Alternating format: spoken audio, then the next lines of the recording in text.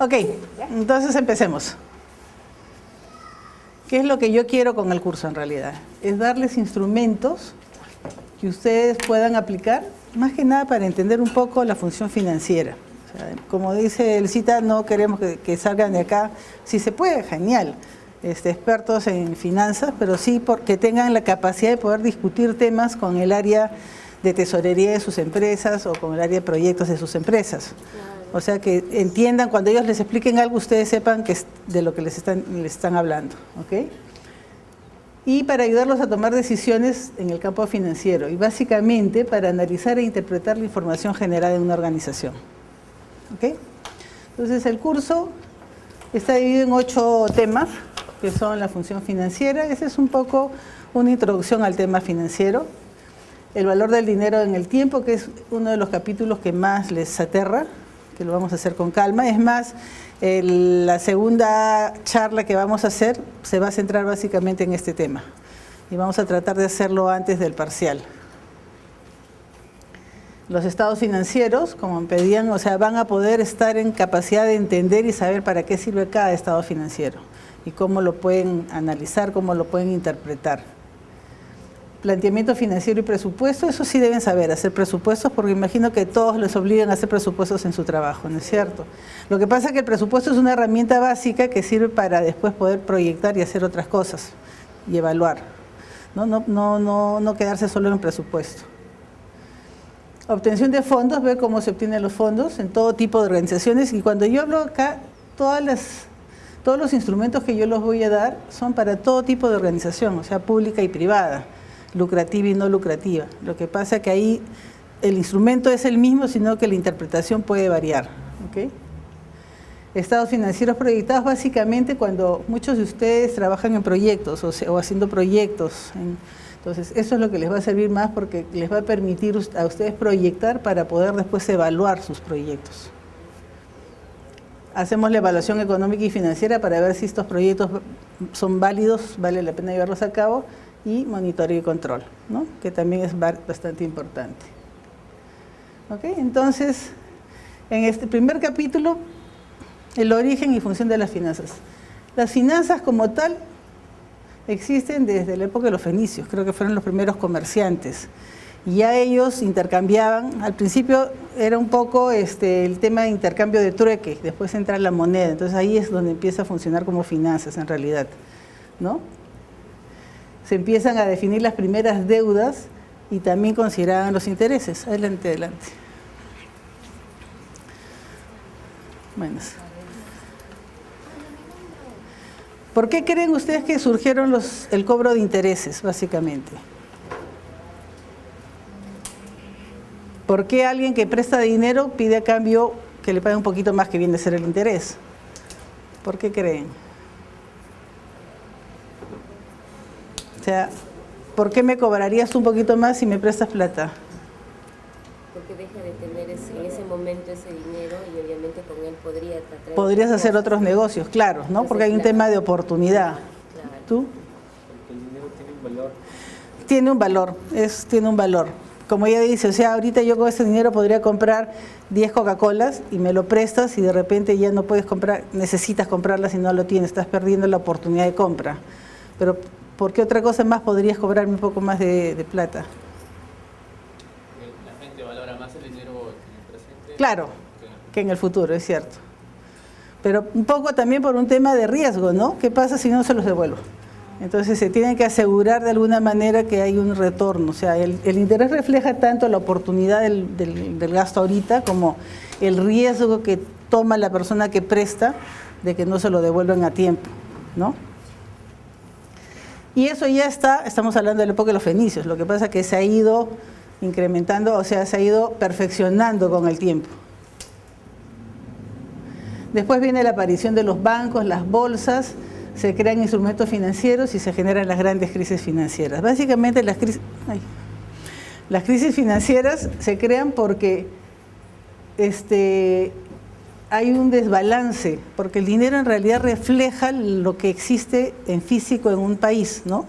Normalmente si yo tengo una cantidad X de bienes, yo puedo, como país estoy hablando, ¿no? Yo genero dinero que se equivale a lo que yo tengo, y se mantiene una igualdad. Pero cuando se empiezan a generar estos instrumentos financieros, es como crear plata sin respaldo.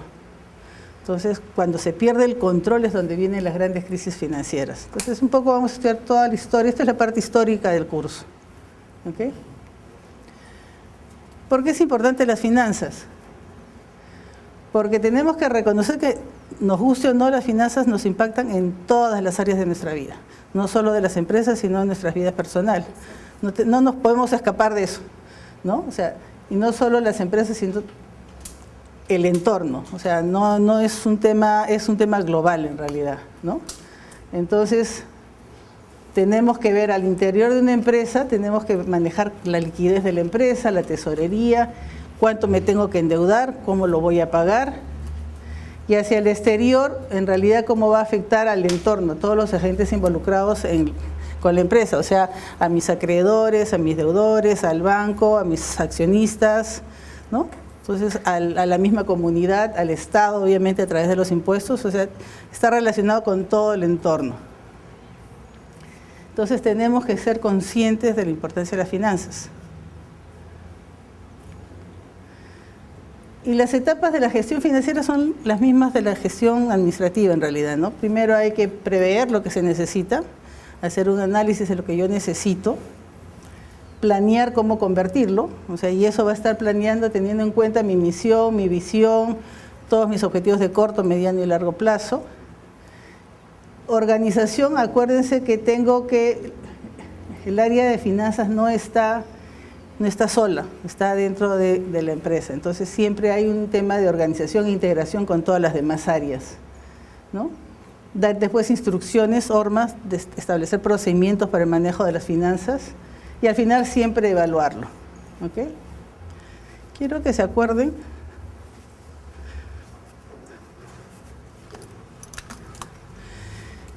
que en una empresa hay 3 grandes áreas. ¿Se acuerdan cuáles son? O una organización, cualquiera que sea. ¿Perdón? Administración, ok. Y acá tenemos recursos humanos. La logística depende, porque hay otra es operación. En algunas empresas logística está acá, en algunas empresas logística está acá. Es como depende de la actividad de la empresa. Si lo más importante es operaciones, a veces logística está acá, ¿no? Si no, está acá. ¿Otro, perdón? Comercial. El área de, vamos a poner marketing. Acá está la dirección, ¿no? Acá está finanzas, normalmente. Entonces,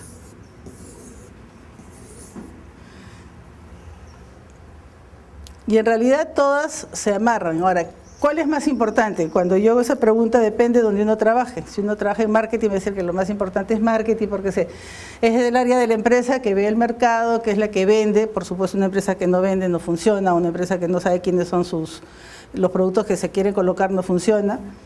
Si la persona estaba en el área de operaciones, dicen que no, la parte más importante es operaciones, porque ellos son los que organizan, son los que producen, y que si no hay nada que ofrecer, entonces la empresa no sirve. Y los que están en el área de administración, gestión, recursos humanos, dicen que el área más importante es administración, ¿verdad? Las 3 son igualmente importantes y las 3 están relacionadas.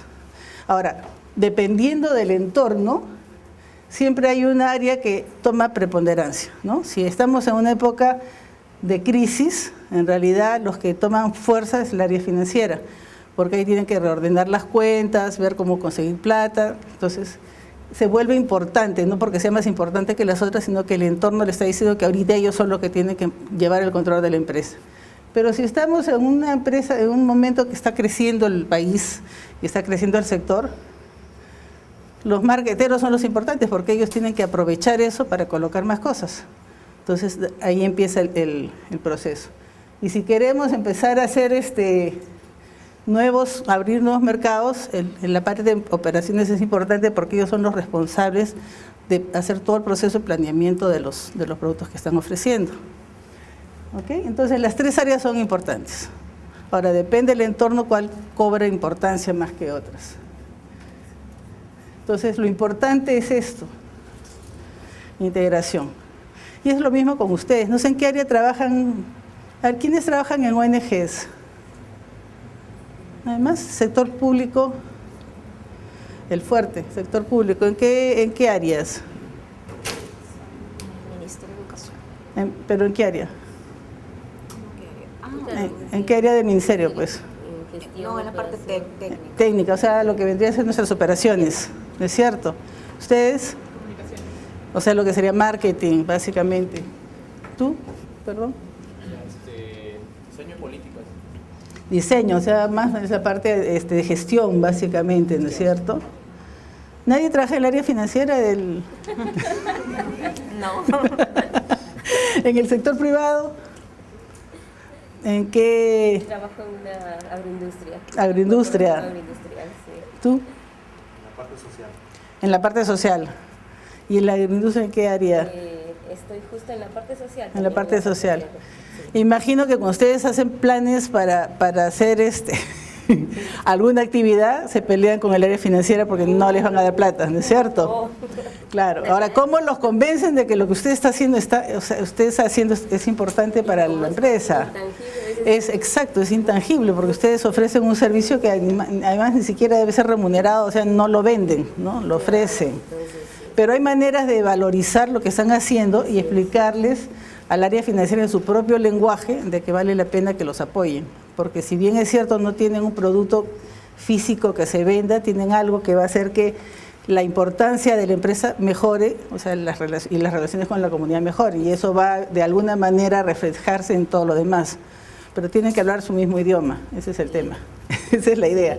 Entonces la idea es que aprendan un poco a hablar el idioma del área financiera y que vean qué es lo que a ellos les interesa y ustedes vean cómo los convence que ustedes van a ayudarlos para lo que a ellos les interesa. Pero, ¿Ok? sin embargo, somos más los que queremos hablar el idioma de los financieros, pero no los financieros, hablar el No, idioma no de es tan cierto, no es tan cierto.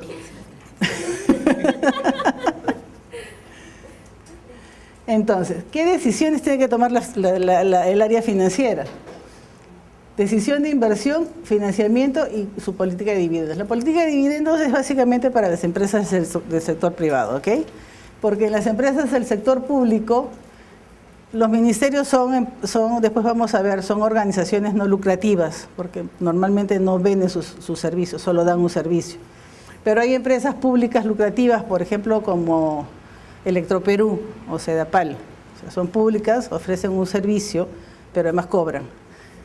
Y pueden tener dividendos, pero los dividendos en el sector público son del Estado, o sea, se van de frente a FONAFE. Pero en el sector privado sí, tienen que tomar la decisión si se paga dividendos a los accionistas o no se les paga dividendos a los accionistas. Entonces, la primera decisión de inversión es saber en qué va a invertir la empresa. O sea, las empresas, las organizaciones, ¿dónde van a poner la plata que obtienen? Porque el sector público también, ¿de dónde obtiene plata el sector público? ¿Cuáles son sus fuentes de impuestos? ¿Qué más?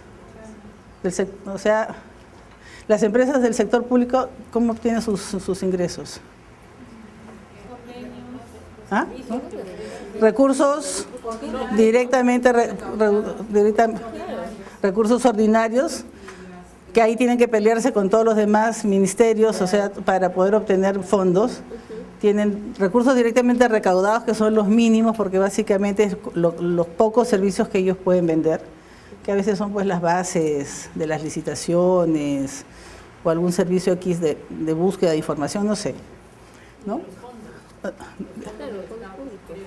¿Perdón? Los fondos que se crean del Estado. Ah, no, claro. O sea, recursos ordinarios básicamente, ¿no? Hay donaciones y transferencias también, y hay operaciones de crédito interno y externo, ¿no? Entonces, pero aún así esos son fondos que ellos captan y hay alguien que dice en dónde se van a colocar. Se hacen los grandes presupuestos y dicen tanto para personal, tanto para obras, tanto para esto.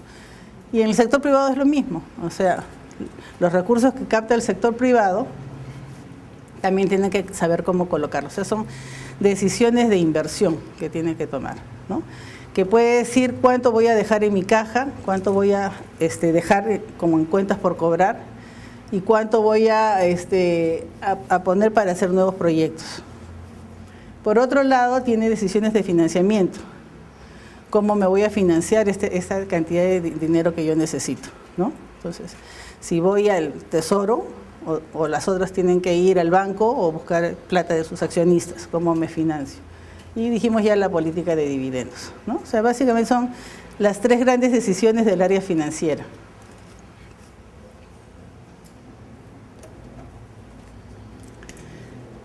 El encargado de finanzas es facilísimo. Sus funciones, planear, o sea, básicamente buscar generar valor para su organización, porque tiene que utilizar el dinero de tal manera que genere valor para que se desarrolle, ¿ok? Su otra función básica es obtener fondos, tanto de fuentes internas como externas, y administrar su capital de trabajo, ¿no? ¿Qué cosa creen ustedes que es capital de trabajo? ¿Perdón? Bueno, sí, los recursos humanos es una... Sí, pero en términos financieros. ¿Qué cosa es capital de trabajo? O sea, es el dinero... Así es, el dinero que necesita la organización para cumplir todo su ciclo de... todos sus procesos, ¿no? Entonces, ¿qué pasa? En el sector privado es desde el momento que yo compro mi materia prima, gasto plata. Vamos a imaginar que yo compro 1 millón de soles al contado en materia prima. Y eso se demora un periodo para producir un producto. Lo tengo listo, lo vendo y me demoro otro periodo para cobrar. Desde el momento que yo compré la materia prima hasta que lo compro, yo necesito plata, o sea, ver cómo me financio esos, pueden ser 30, 40, 60 días, depende del proceso. Entonces, si yo no tengo la plata el primer día de compra de materia prima, yo me pido plata al banco y le digo, oye, me pido 1 millón y te lo voy a pagar dentro de, supongo, 40 días, que es lo que yo he calculado que voy a recuperar la plata, ¿no? Ese es el capital de trabajo que yo necesito para cumplir mi ciclo de operaciones. ¿Ok? También tiene que asignar los fondos y controlarlos, básicamente controlarlos en realidad. Dime. En algunas organizaciones, debajo de una dirección de finanzas, yo veo que hay gerencia, por ejemplo, de finanzas, gerencia de tesorería y gerencia de contabilidad. Pero, ¿cuál es la diferencia entre tesorería y finanzas? Finanzas abarca el área genérica realmente, ¿no? Tesorería básicamente es el que maneja los fondos, o sea, hace los convenios con los bancos, ve de dónde obtiene los fondos, ¿no? Cómo los va a manejar. El área de contabilidad es la que hace los registros de la parte contable. En algunas organizaciones eso depende también del tamaño de la empresa. Hay otra área que es la que ve los impuestos, o hay otra área que ve los seguros, ¿no? Normalmente, cuando la empresa es chiquita, hay una persona que hace todo. No, claro, yo hablo de una corporación. Ah, sí, una corporación, claro. Finanza puede ser la que hace la investigación sobre qué cosa es lo que se necesita invertir, hacer los estudios o los proyectos para ver dónde se va a invertir. Y tesorería ya es el que tiene el contacto, el día a día y el contacto con las instituciones financieras. ¿Ok? Es el que se encarga de girar los cheques, por ejemplo, ¿no? Si no hay área de cobranzas, es el que se encarga también de ver la cobranza. O sea, depende, ¿no? O sea, a medida que va creciendo la organización, todas estas funciones se van diluyendo en varias áreas, ¿no? En las microempresas, por ejemplo, el dueño hace todo. Una vez va creciendo y dice, no, ahora sí ya necesito a alguien que me haga marketing, se abre por marketing. No, ahora ya no puedo controlar la producción, abre operaciones. Y a medida que va creciendo, cada vez va abriendo áreas para ir manejando, pero las funciones son más o menos estas, ¿ok?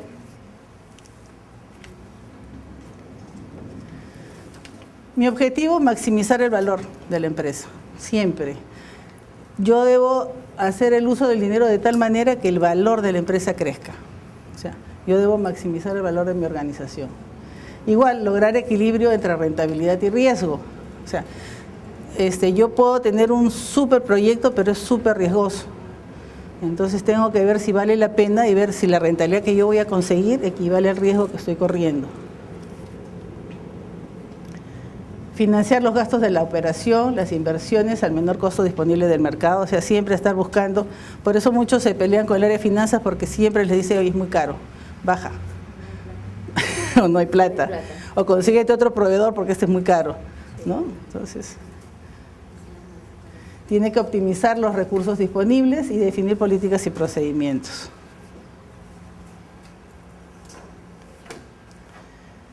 El segundo tema era el valor del dinero del tiempo. Estuvimos viendo por qué es importante el considerar o reconocer que el dinero tiene un valor en el tiempo, ¿no? Hemos visto que siempre es útil, nosotros preferimos tener el dinero ahora a tenerlo en un futuro, ¿no? Dicen, ¿cómo es? Vale más pájaro en mano que cientos volando, algo así. Así es. ¿Por qué? Por un lado la inflación y por otro lado vimos lo del costo de oportunidad, ¿no?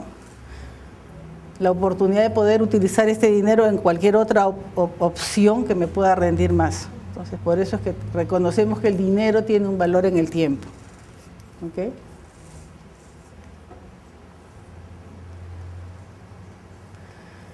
Y ahí pasamos al tercer gran tema, que es los estados financieros.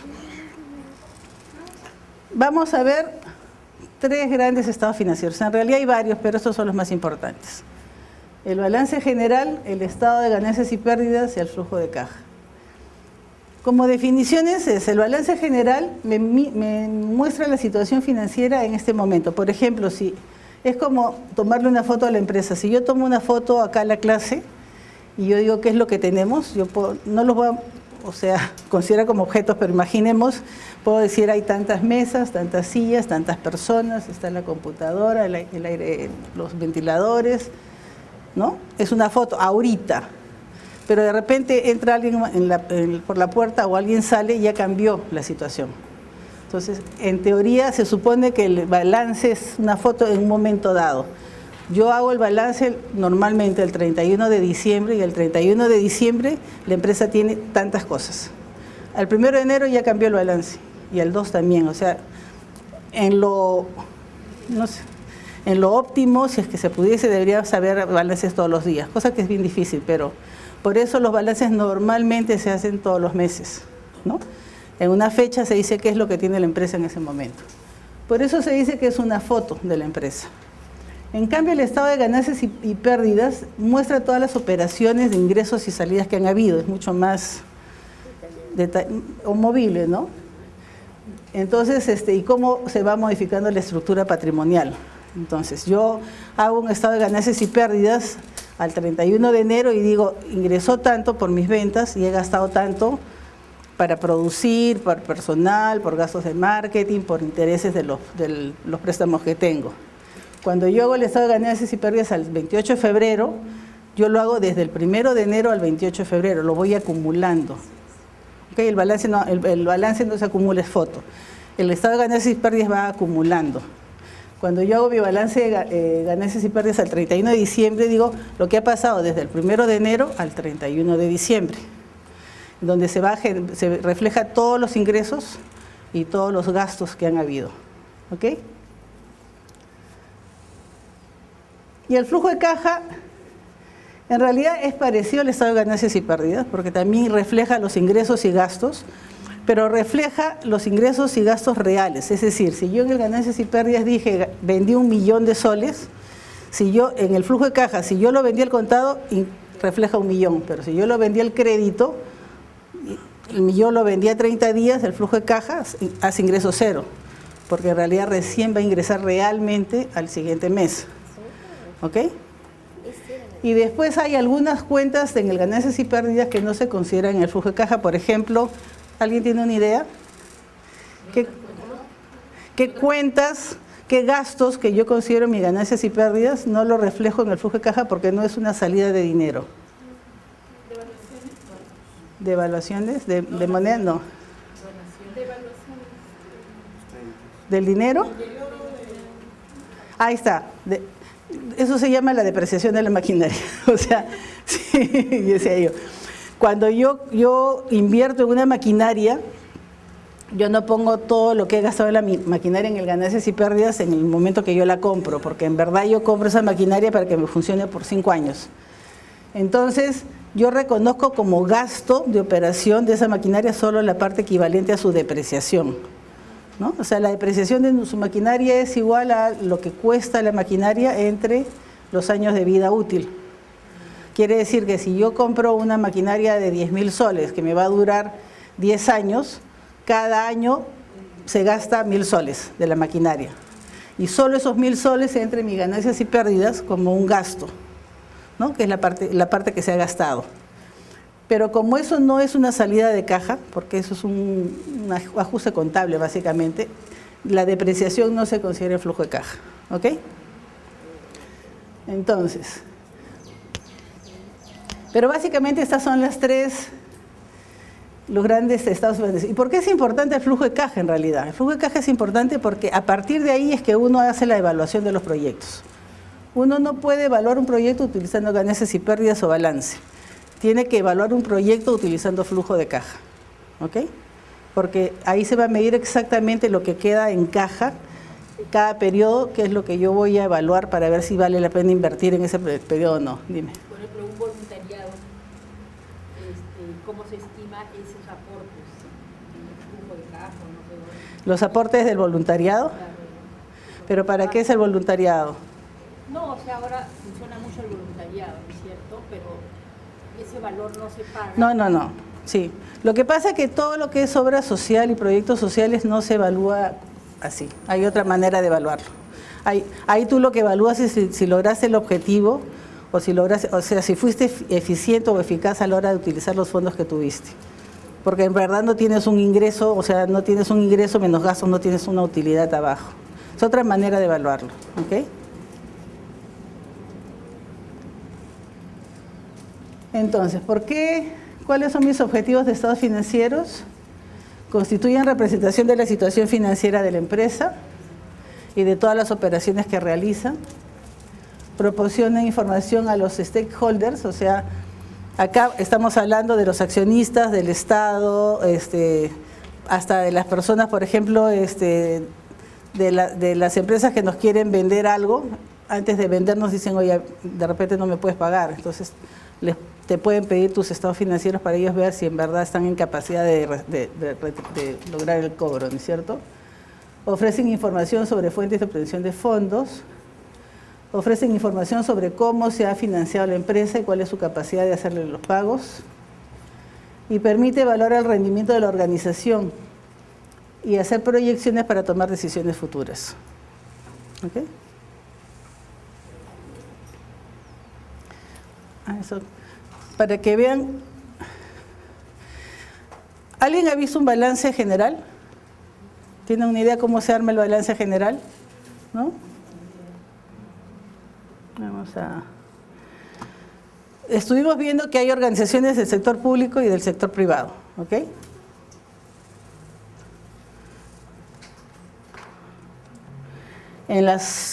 Tenemos también lo que son organizaciones productivas y no productivas, tanto a nivel público y nivel privado. Un ejemplo de una empresa privada, productiva, ¿cuál sería? No, privada. Privada, Ya esa sería pública, una Coca-Cola. Sedapal sería una pública lucrativa. Una pública no productiva, eso sí sabe. Puede ser un ministerio, ¿no es cierto? O puede ser alguna área dentro del ministerio que haga algún tipo de servicio. Y privada no productiva, ONGs, ¿no es cierto? Que son privadas pero no generan ingresos, aunque ahora está un poco mezclado el tema. Sí. Pero bueno, pero normalmente no, ellos obtienen fondos y no generan venta de servicios, ¿no? Pero ofrecen servicios. Pero no, pero es un colegio privado. El tema ahí en la educación, desde la época de Boloña creo que fue, porque antes los colegios no vendían servicios, no eran empresas privadas. Ahora, hay algunos, así es. Son privados, pero no son productivos. Así es, pero ahora sí. Y ahora creo que la mayoría son privados lucrativos. ¿Sí? Como que han convertido la educación en un negocio lucrativo. Eso es verdad, eso sí es cierto. ¿No? Acá tenemos algunos ejemplos. Y acá les dijimos las áreas de inversión. Las áreas de decisión del área financiera son áreas de inversión, donde invertir. donde las áreas de financiamiento, de dónde conseguir fondos, cómo financiarse y la política de dividendos, ¿no es cierto? Ahora, ¿cómo se relacionan estas funciones con el balance? Eso es lo importante para que... Yo tengo acá, a este lado hemos puesto mis áreas de inversión y acá he puesto las áreas de financiamiento, de dónde saco plata, que puede ser de gente que me preste, mis acreedores o de mis accionistas, ¿ok? Y si eso lo relaciono con mi balance, este es mi balance. Esta es la forma típica de un balance. Al lado izquierdo están mis activos y al lado derecho están mis pasivos y patrimonio. En el lado de los pasivos es todo lo que la empresa le debe a terceros, o sea, a los bancos, a los proveedores, al personal si no le han pagado completamente al personal, al Estado si no han pagado los impuestos, ¿no es cierto? Y abajo en patrimonio es lo que la empresa le debe a los accionistas, básicamente. Y a este lado de los activos es donde la empresa registra en su balance cuánta caja tiene, cuántas cuentas por cobrar tiene, cuánto tiene en los inventarios, cuánto tiene de activos fijos, o sea, maquinarias y esas cosas, ¿ok? Entonces,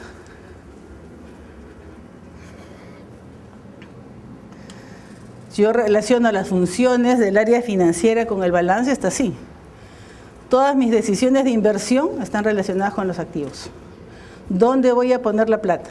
Puedo ponerla en algún proyecto, o sea, en una inversión de activos, o puedo ponerla en caja o en cuentas por cobrar. Cuando digo poner plata en caja o en cuentas por cobrar, quiere decir que si yo doy crédito, estoy de alguna manera logrando que el que me compró no me pague totalmente, entonces necesito esa plata, estoy como financiando de alguna manera al que me ha comprado, ¿no es cierto?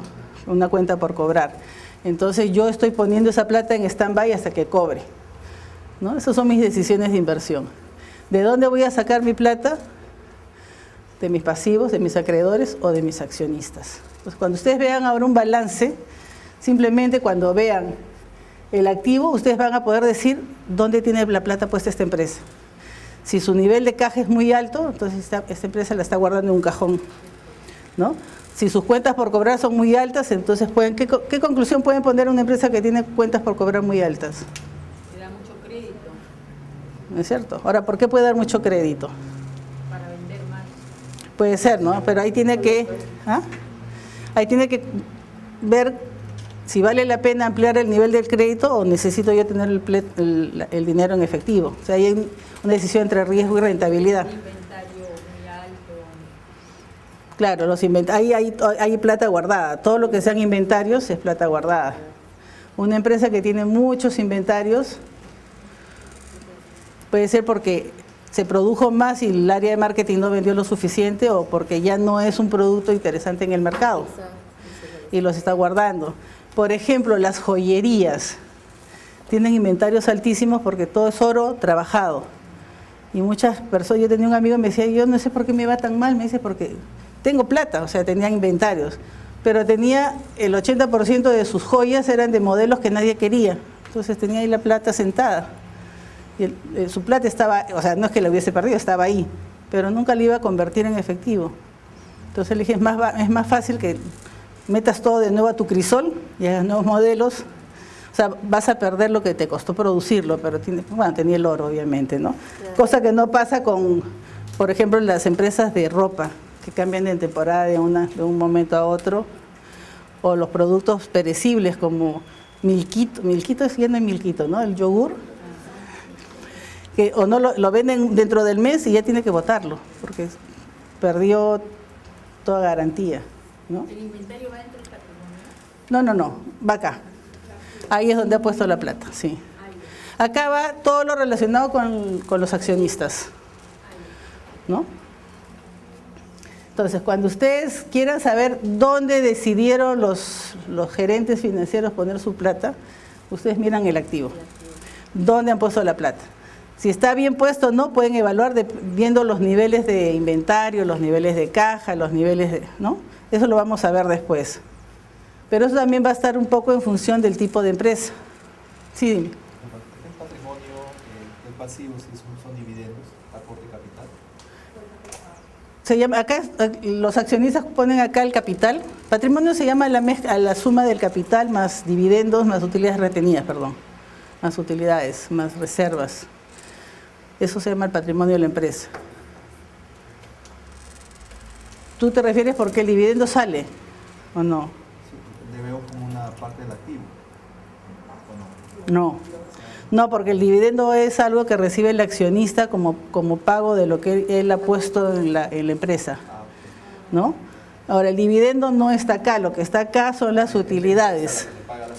Claro, que le paga. Así como que la empresa le paga los intereses a esto, la empresa le paga dividendos a los accionistas. O sea, es el costo del capital que él pone en la empresa. ¿Ok? Y cuando quieran saber entonces de dónde sacó la plata de la empresa para todo esto, ustedes miran sus pasivos y ven a quién le debe la empresa, ¿no? Le debe al banco, le debe al personal, le debe al Estado. ¿Cómo se lee cuando, por ejemplo, los accionistas deciden seguir invirtiendo en la empresa? Van incrementando la plata que ponen acá. O sea, incrementa el capital. Claro, o sea, yo accionista puse 1.000 soles acá, bueno, ya 10.000. Al año siguiente digo, yo quiero, o sea, yo sé que mi empresa está creciendo, necesita plata, y en vez de pedírsela a los bancos, yo quiero poner 10.000 más. Yo pongo 10.000 soles más acá, y esa plata se registra también en caja como plata que ha entrado. Acuérdense que el activo siempre va a tener que ser igual al pasivo más patrimonio. O sea, por eso es una igualdad. ¿Ok? Si yo modifico alguna de las cuentas de acá, algo se tiene que haber modificado al otro lado. Claro. O dentro de las mismas. Por ejemplo, si yo le pago a los bancos, baja esto, pero también tiene que bajar la caja, porque salió de algún sitio para pagar. Ustedes siempre acuérdense que esto debe ser una igualdad. Es una ecuación en realidad. Si ustedes ven la contabilidad como una ecuación, es más fácil entenderla que ¿Hay contadores antes de...? ¿No hay contadores? Porque en realidad los contadores se complican mucho la vida. En realidad hacen estos ajustes, asientos de debe y haber. Sí, es bien complicado en realidad. Pero al final es una ecuación. A igual B más C, ¿no es cierto? Activo igual pasivo más patrimonio. Y como toda ecuación, y eso es matemáticas básicas, una igualdad se mantiene. O sea, si algo cambia acá, tiene que cambiar algo acá, de alguna manera, ¿no es cierto? Si lo ven así, lo van a entender mucho más fácil. Esa es la idea. Sí. ¿Alguna pregunta sobre esto? ¿No?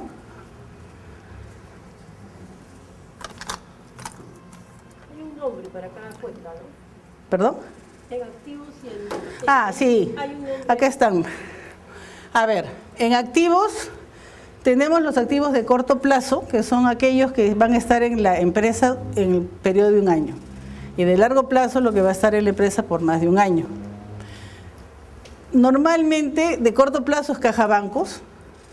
Valores negociables es cuando la empresa compra acciones o invierte en otras empresas, ¿no? Son valores que pueden negociar después, por eso se llaman valores negociables. O compra bonos. ¿Ustedes saben lo que son los bonos? ¿Sí? ¿Alguien le explicó? Sí. Por ejemplo, si yo soy una empresa y necesito dinero y el banco ya no me quiere prestar porque de repente llegué a mi límite de endeudamiento y los accionistas me dicen, oye, ¿sabes qué? Hasta acá nomás llegamos, ve cómo haces para buscar más plata. Entonces yo hago todo un estudio.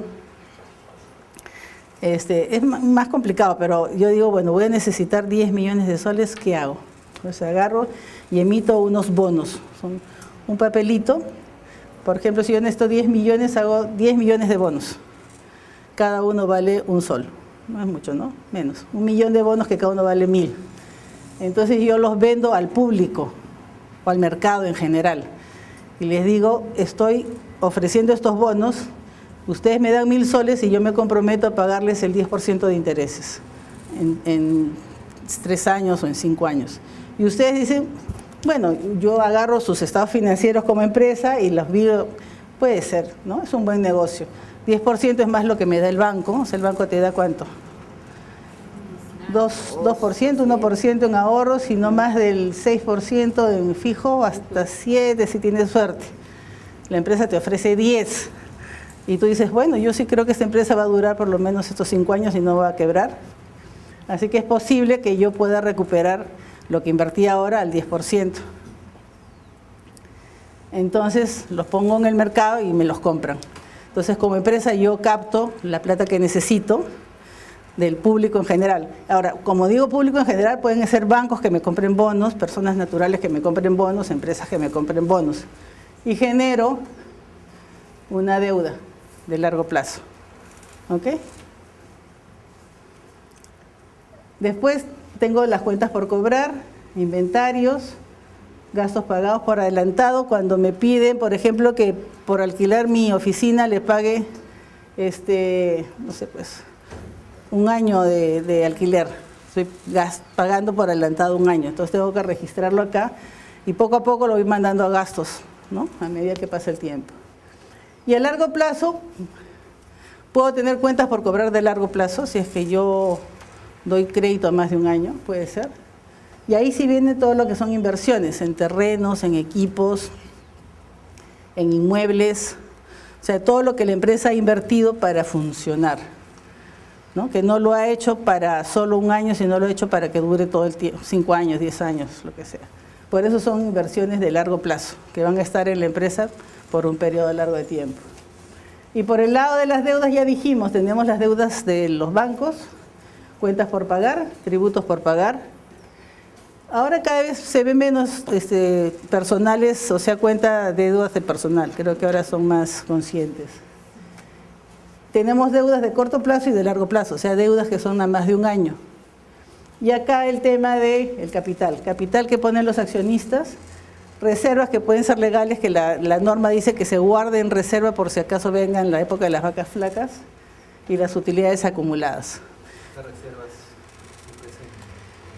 En verdad es una retención. Si yo tengo, no sé, ahora es un porcentaje que establece la norma, ¿no? Le dices, ahorita yo tenía utilidades, entonces te dice, oye, por si acaso mejor guarda un poquito en las reservas.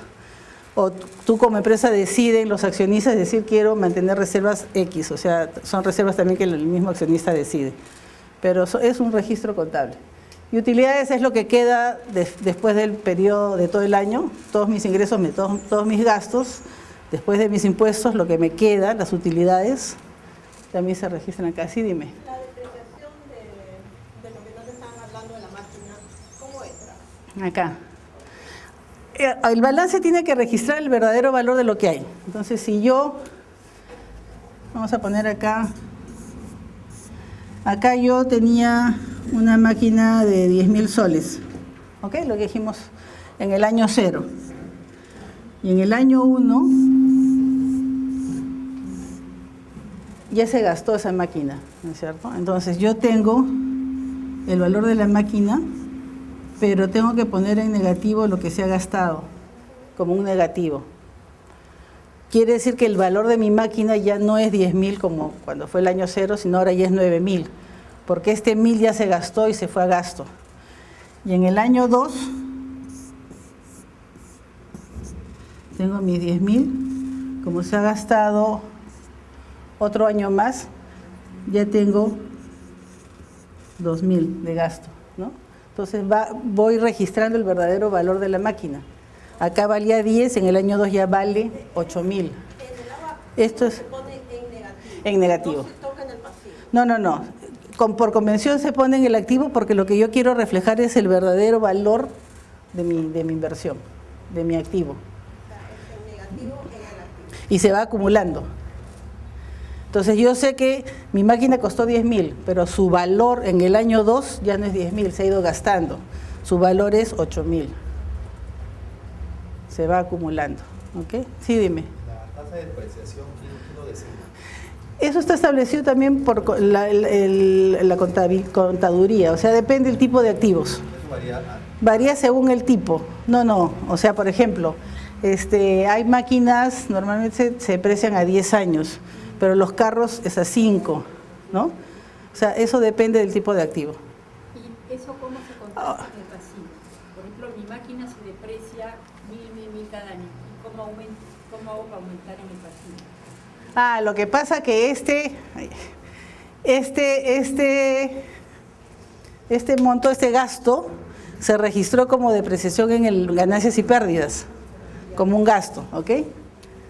Esto es balance y aquí están mis ganancias y pérdidas. Entonces, acá no hay nada, acá hay un gasto de 1000, que es un gasto. Y al final, estos son ingresos, lo demás no voy a poner en cero, ingresos menos gastos, acá termina con mi utilidad, ¿no? Entonces acá hay 1000 soles menos de utilidad, porque yo puse estos 1000 en gasto. Como mi utilidad ha bajado en 1000, esto se afecta a través de utilidades acumuladas, ¿no? O sea, este resultado de acá se registra por este lado, ¿no? Como resultado de... Transcurso el tiempo, termina su tiempo de depreciación y todavía aún tengo el producto. ¿Qué se hace con eso? A ver, si el producto todavía tiene valor, en el sentido, Sí. valor de mercado, Sí. porque ya no tiene valor contable. Si lo quiero dar como empresa es un valor, digamos. Claro, puedes venderlo en el mercado. Depreciación 100%. Claro, si tú lo vendes en el mercado y lo vendes vamos a poner en 2000 soles, ya porque costaba 10. Eso ya es un valor, un ingreso adicional. Entonces, eso se pone en el ganancias y pérdidas como ingresos por venta de activos, porque ya la parte contable ya está en cero. Entonces, como tú has ganado un poco más, es una venta adicional. No se pone acá como ingreso en el ganancias y pérdidas, porque normalmente ahí se pone los ingresos de lo que tú produces. El otro es un ingreso adicional, extraordinario, lo pones, pero es como un ingreso excepcional, que además te genera impuestos. Claro. Claro, genera impuestos. Reactiva, ¿Ah? como reactivar Claro. y darle valor. Claro, porque tiene un valor de mercado, no tiene valor contable, pero tiene un valor de mercado. Y claro, el Estado te cobra porque has tenido ingresos adicionales. Le ha dado vida y Sí, ahí no, ellos no pierden. No hay manera. Lo que pasa es que muchas empresas en una época, por ejemplo, si yo de precio rápido estoy mandando a gastos más gasto, estoy bajando las utilidades, ¿no es cierto? Entonces, pero aumentando los gastos estoy bajando el monto sobre el cual el gobierno cobra el impuesto. Entonces no le conviene. Por eso es que el Estado es el que define más o menos los periodos de cómo se deprecian las diferentes cosas. Pero ven cómo se relaciona, ¿no? O sea, lo que yo quiero es un poco que vean cómo se relaciona todo. Los estados financieros con las decisiones que se toman, que eso es lo importante. Toda decisión que se tome en la empresa que afecte financieramente a la organización se va a ver reflejado en sus estados financieros. Por eso es que el área financiera es bien cuidadosa con el tema, porque al final todo afecta a esto, y como todo afecta a esto, todo afecta a esto, ¿Qué ¿no? es lo que más le interesa al banco cuando alguien quiere solicitar un préstamo? ¿Qué solicita? ¿Un balance o un estado? El banco te pide básicamente balance para saber dónde estás, y después en el capítulo 4, creo que es, vamos a ver cómo establecer ratios, ¿no? Y también te pide un poco que proyectes cómo crees que vas a estar, porque al banco lo que le interesa es ver cómo vas a pagarle.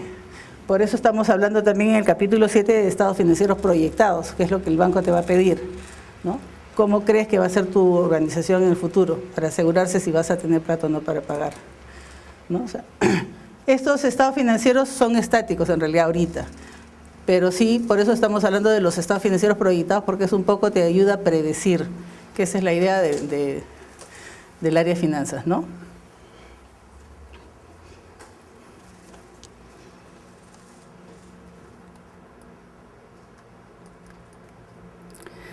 Ok, entonces acá era el tema que estábamos viendo, estados financieros, cómo analizar estados financieros, ¿no? Tenemos dos grandes rubros. Tenemos que hacer un análisis horizontal y vertical de estados financieros y uno de proporciones. En el estado horizontal, lo que hace es, si yo tengo varios estados financieros acá, uno, analizar cómo han ido moviéndose las cuentas en el tiempo, ¿no? Si han ido creciendo, si han ido bajando. Ese es el análisis horizontal. Y en el análisis vertical es cómo se relacionan entre esto. Por ejemplo, si yo acá tengo caja bancos, cuentas por cobrar, y acá tengo inversiones. Vamos a poner que tengo acá 5.000, tengo 5.000, serían 20.000, ¿no? Muy así. Lo que yo voy a decir es que el 50% de mi balance está en los activos fijos y el 50% está en el activo de corto plazo, ¿no? Que yo un poco he repartido entre corto plazo y largo plazo, ¿no? O sea, estoy viendo estructura de balance. Ahora, sí está bien que yo tenga 25% acá y 25% acá, depende de la empresa. O sea, es bueno que mi empresa tenga tanta plata guardada, porque esa es plata guardada. De repente es mucho mejor que yo tenga 70% de inversión y 30% en cuentas de corto plazo. Eso ya va a depender del sector donde se del sector donde se mueva la empresa, ¿no? Lo mismo por el lado del pasivo. ¿Cómo se estructura el pasivo? Acá tiene que ser 20.000 y yo tengo como accionistas 15.000 y como deuda 5.000, ¿no es cierto? Entonces yo digo que tengo, ¿cuánto? 75%, 25%. ¿Qué va a hacer el banco? Un poco va a ver esto, porque hay empresas que tienen acá al revés, 70 y acá 30. ¿A qué conclusión puede llegar un banco cuando ve un estado financiero que está en 70-30? ¿Ah? No, o sea, por el lado del pasivo, por el lado... Así es, que está sobreendeudado, ¿no? Que todos los fondos que necesitaba para acá los ha conseguido de deuda. Entonces, como banco, lo piensan 3 veces antes de seguir prestándole, ¿no es cierto? Por eso es importante también manejar la estructura, por eso es importante el análisis vertical. Ustedes cuando analicen estados financieros, eso es lo primero que van a hacer. ¿Cómo está estructurado su estado financiero? ¿Ya? Eso les permite de arranque, como ya saben que estas son decisiones de inversión y estas son de financiamiento, ¿qué han hecho con la plata? ¿Dónde la han puesto y de dónde la han sacado? Y si lo han hecho bien, ¿no? ¿Qué organizaciones tienen la obligación de tener estados financieros públicos? ¿Públicos? Los que cotizan en bolsa. Solo los que cotizan en bolsa. Sí. O si quieres que tu empresa ponga sus estados financieros en internet, pero eso es decisión personal, pero obligación los que cotizan en bolsa. Sí. Nadie está obligado a enseñar sus estados financieros al público, ¿no? Porque obviamente si vas donde el banco te lo va a pedir y tú no puedes decir no quiero. No quiero, no te presto, o sea, así de simple. Por eso, cuando vamos a hacer un trabajo, el primer trabajo es relacionado con esto. Cómo analizar estados financieros, donde yo les voy a decir, como son estados financieros públicos, en verdad yo les voy a pedir que se consigan por lo menos estados financieros de una organización de 3 o 4 años para poder hacer un análisis. Pero como es cierto que los estados financieros es bien difícil encontrarlos a menos que trabajes en la empresa y aún así la empresa no puede darte permiso, de repente no te da permiso y no lo puedes usar. Entonces, donde tienen que buscar estos estados financieros es en la Superintendencia de Banca. Y entonces yo les voy a dar además un PowerPoint donde paso por paso les digo cómo llegar ahí y cómo sacar los estados financieros. Y ustedes ahí van a escoger, eso sí les recomiendo. Escojan de un sector que a ustedes les guste, o sea, si les gusta el agro, tú trabajas en agro, sí, escoge una empresa de agro, ¿no? Si ustedes trabajan en algo relacionado con el área minera, escojan una empresa minera, ¿no? Porque es más fácil hacer un análisis de algo que ustedes más o menos conocen de lo que está pasando. Y ahí en este trabajo, que es el primer trabajo, a ver, vamos a aprovechar, sí, ya veo que te estás aburriendo. No, soy kinestésico, se escucho, pero termino. No, sí, yo también pasa exactamente lo mismo, no te preocupes. Lo primero que me tiene que hacer es un pequeño diagnóstico de la empresa, ¿no? He puesto sector minero o agroindustrial porque es lo más sencillo realmente. Una pequeña historia de la empresa, el rubro en la que se desarrolla, qué productos ofrece, cuáles son su visión, misión y objetivos. Toda esta información normalmente la encuentran en internet, ¿no? O sea, no hay tanto problema. Después tienen que hacer un análisis vertical y horizontal y después aplicar una serie de ratios, ¿no? O sea, los ratios son como pequeñas ecuaciones que relacionan, por ejemplo, ¿qué porcentaje de mi utilidad sobre ventas? Ese es el ratio de ventas, ¿no? O qué porcentaje hay de cuentas por cobrar versus las ventas que yo he hecho. O sea, cuánto de mis ventas se fueron por cuentas por cobrar. O sea, eso lo van a ver poco a poco, están todos los ratios, o sea, explicándoselos. Y en función de eso ustedes van a explicar qué es lo que está pasando en cada empresa. Nos dice, compare los resultados obtenidos y compárelo con el sector. ¿Qué pasa? Ya le hemos dicho que es bueno tener 25, 50, 50 o 30, 70. Si es bueno o es malo está en función del sector. Si todas las empresas del sector están en 50-50, quiere decir que eso es lo que se usa en el sector. Pero si ustedes tienen 50-50 y todo el sector tiene 30-70, ahí están haciendo ustedes algo mal. Entonces lo comparan con el sector. Como no van a ustedes a sacar información del sector, yo les voy a dar los ratios del sector, para que ustedes comparen. Sí.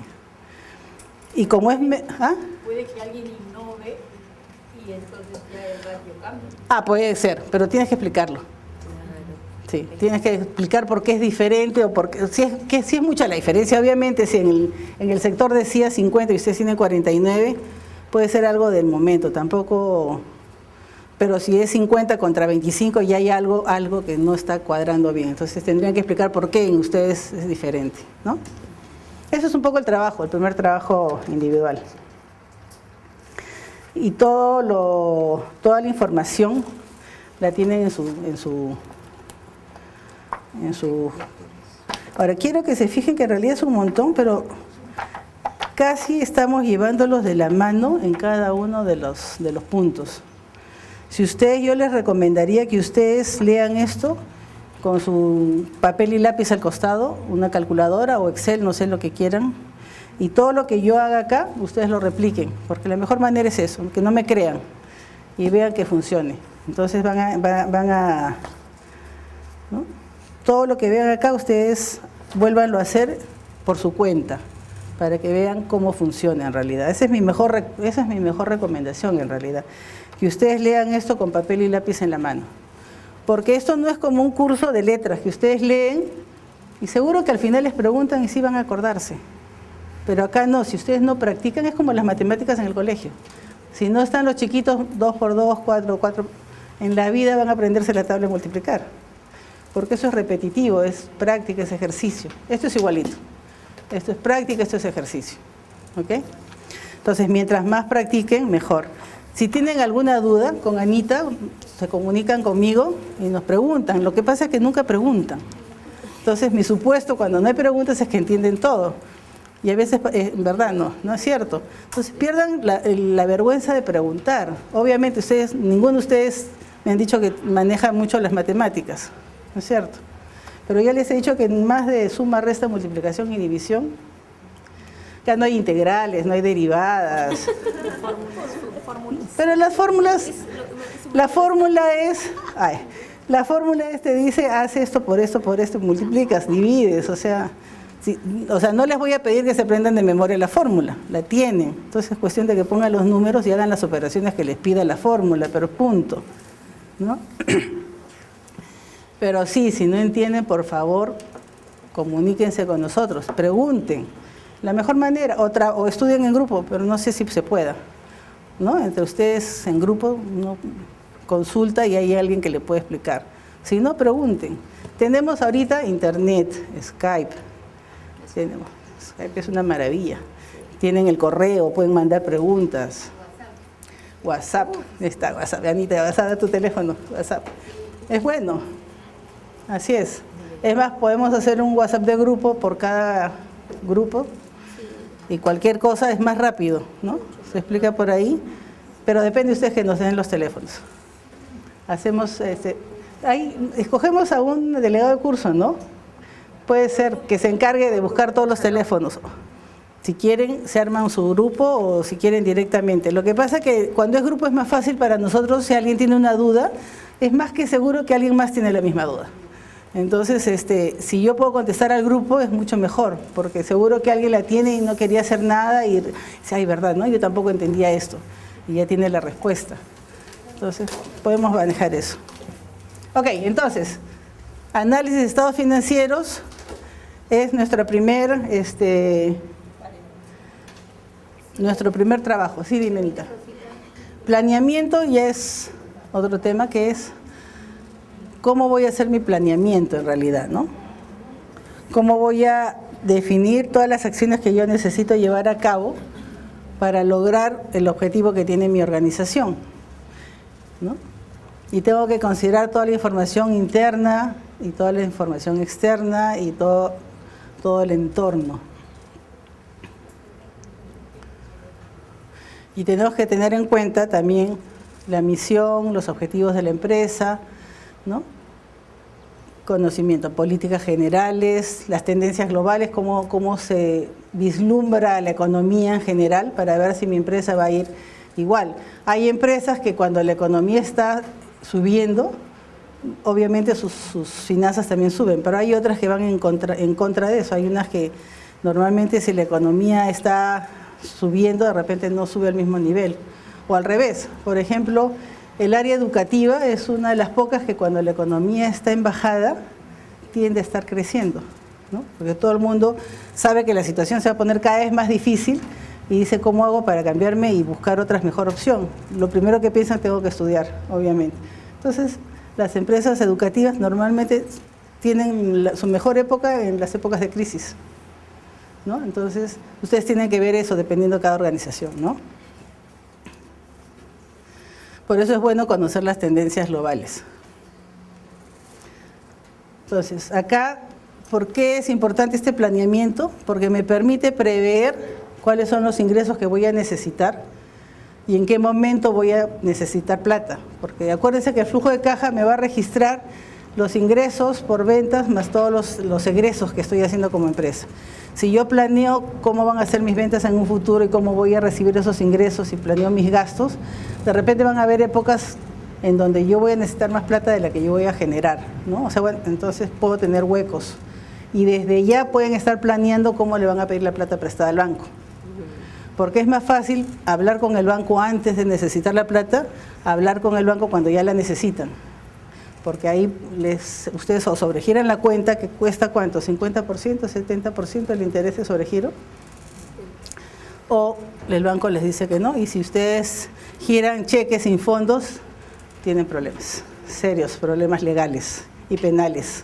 Sí. Entonces es mejor saber en qué momento puedo necesitar plata para yo ir preparando al banco y decirle, oye, por si acaso en 3 meses necesito que me hagas un préstamo.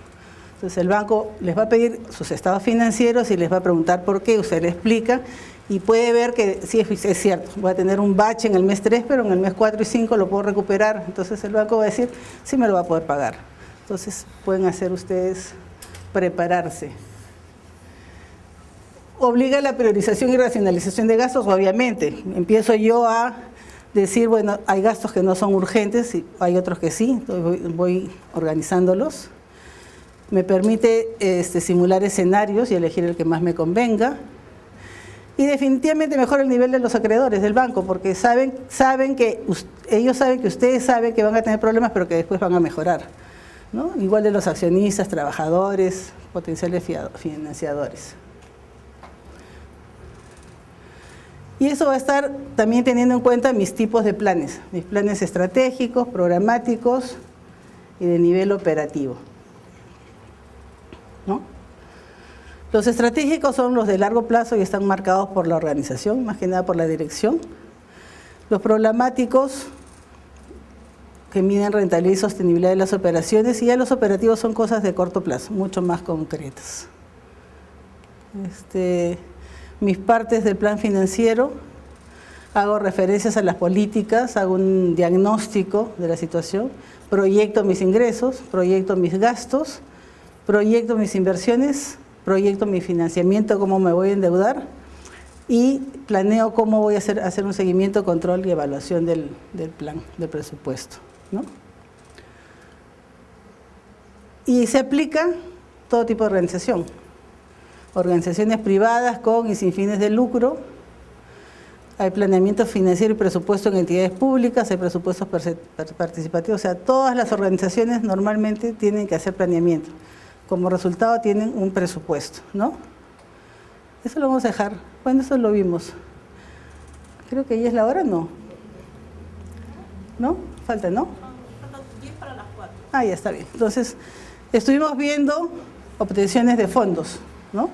¿De dónde obtenemos fondos? Hemos visto que las empresas privadas obtienen fondos básicamente de...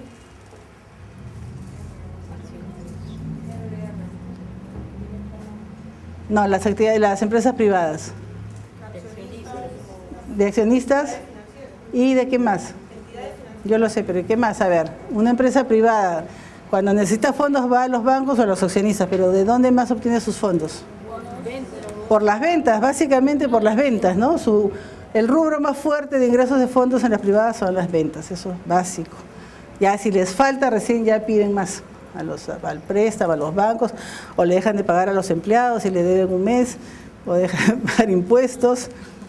Cosa que antes era más fácil, porque antes la tasa de interés que cobraba el Estado porque uno dejaba de pagar no era nada, comparado con las tasas de interés de préstamos. Y muchas empresas preferían dejar de pagarle al Estado, por eso es que no se pagaba pues al Seguro Social, porque sabían que no costaba tanto. Ahora sí, ahora el Estado te cae más que el banco, creo. Sí. Sí, casi están a la par, o sea, ahora sí ya tienes que pagar. Es más, ahora con todos los sistemas, porque esa era la otra, antes no habían computadoras, ahora con todas las computadoras, al día siguiente nomás ya saben que no has pagado. En cambio, antes tenían que hacer toda la revisión y hasta podía pasar 6 meses antes que te detectaran, ¿no? Ahora sí, es instantáneo. Entonces, la obtención de fondos de las empresas privadas básicamente son por sus ventas y préstamos a terceros o accionistas. Y en las públicas dijimos recursos directamente recaudados, recursos ordinarios, donaciones. ¿Y las ONGs? Donaciones, convenios, acuerdos, operaciones, cooperaciones, ¿no es cierto? O sea, cada una tiene alguna manera diferente de obtener sus fondos, pero básicamente, ¿por qué? Porque tienen un presupuesto planeado de cómo lo van a usar, ¿no? Y después tienen que ver cómo van a controlar ese presupuesto y ver si han usado bien los fondos o no han usado los fondos. Y esa es la evaluación, solo que en algunas van a medir eficiencia y eficacia y en otras van a medir rentabilidad. ¿A quiénes ellos? Hay el APSI. Ahora sí están más controladas, ¿no? El APSI. Hay un control. Bueno, acá decidir qué proporción endeudar la empresa, si toma deuda de corto plazo, largo plazo, si fuentes de financiamiento internas y externas, puedo pedir mercados financieros. Bueno, esto es agencias cooperantes en el caso de ONGs y gobierno central en el caso del sector público, básicamente, ¿no es cierto? Es lo mismo. Fuentes externas, sistema financiero, mercado de valores, fuentes internas, manejo de capital de trabajo y generación de utilidades. Las no lucrativas tenemos fuentes nacionales e internacionales, privadas, aportes y donaciones, MEF, FONCODES, Banco Mundial, FMI, CAS, BIT, USAID, un montón de organismos que... Y acá el sector público, recursos ordinarios directamente recaudados, operaciones oficiales de crédito interno y externo, donaciones y transferencias. En el público, en las municipalidades tienen canon, regalías, rentas de aduanas, fondos de compensación municipal, los municipios. No hay nadie acá del municipio, ¿no? ¿Qué traje municipios tú? Bueno, trabajo en el AMPE, que es igual que todo. ¿No? Impuestos, predial, alcabala, el impuesto a los avisos, todos son los ingresos de la municipalidad. ¿No es cierto? Y eso podemos dejarlo, y hasta ahí nomás no está el cita, ¿no? Paramos un ratito.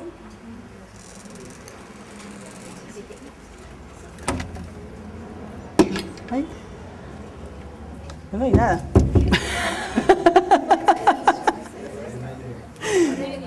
Mejor recorrido. No hay nada, ok.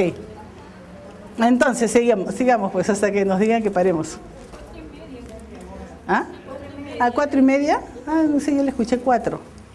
Ok, en este capítulo vamos a ver ahora sí cómo vamos a proyectar estos estados financieros, ¿no? que complementan a toda esta planificación financiera que hemos hecho. Especialmente nos permite pronosticar, ¿no?, qué es lo que va a pasar, ¿no?, y cuál es el efecto en las diferentes políticas de la situación económica y financiera, o programas o entidades. Entonces estamos proyectando. La proyección es con relación al tiempo. Claro, lo que pasa es que acá en proyección hay un tema de prever el futuro, ¿no? O sea, y eso ya depende un poco del conocimiento del que está haciendo la proyección. O sea, por ejemplo, yo para proyectar mis futuros ingresos tengo que pensar más o menos por dónde va la empresa, por dónde va la economía, ¿no? Es más, ahora puede ser hasta por dónde va el mundo, ¿no?, a nivel global. Si yo tengo ideas de que puede pasar un problema muy serio, por ejemplo, en Venezuela, que nos pueda afectar, yo tengo que considerarlo dentro de mis proyecciones, ¿no? Entonces, ya el tema es mucho más globalizado. Ahora, si yo no tomo en cuenta todas las variables, puede ser que mis proyecciones no sirvan de nada. Eso también es cierto. Entonces, mientras más información tengamos, es más fácil o mejor o más fina la proyección. Siempre va a tener un porcentaje de variabilidad, porque nadie tiene pues una bolita mágica que nos diga por dónde va el mundo, ¿no es cierto? Ni por dónde va mi empresa. Pero por lo menos, si yo hago bien mi trabajo, puedo sí pensar qué es lo que puede estar pasando, ¿no?